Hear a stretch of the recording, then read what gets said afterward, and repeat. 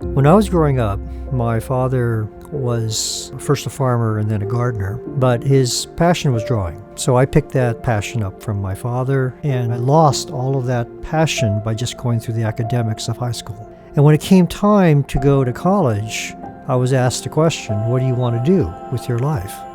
And I didn't know. And someone said, why don't you try business administration? You could always get a job. I said, okay, I'll do that. And that's how I ended up going to Cal Poly Pomona.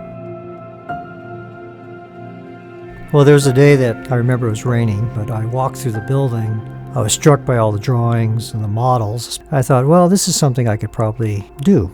So I foolishly just went upstairs to Dean's office and asked for transfer paperwork. And I remember the administrative assistant kind of stared at me and said, you must be kidding, because we just don't do it that way. And right at that moment, the dean walked out. He said, who's this? And Dean, this young man wants to transfer to architecture. He looked at me and he says, you really want to come into this school? And I said, sure, I'd like to do that. And signed it off right there, right in front of me. So right after school, I applied for a job and started drawing for a living. And as we all know, we go through recessions, and I was finding myself in this cycle, having to worry about my job. And when we went through that, we made a decision that we would focus on looking at architecture in a slightly different way, in more of the consulting way, which was more of a 10-degree shift.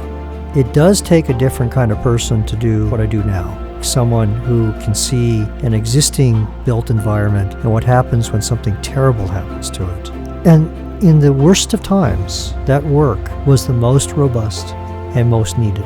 And I think for the first time, I actually had a client who said, thank you for the work. And since then, have devoted my life to working on problems for people and provide that support for an existing facility or building.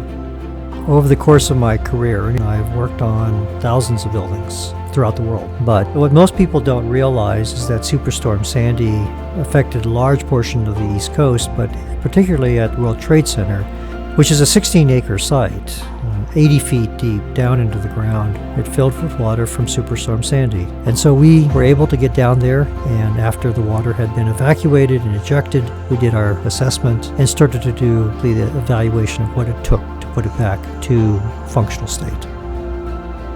So when I reminisce about my years at Cal Poly Pomona, I remember the years being very tough, but they were very good, tough years.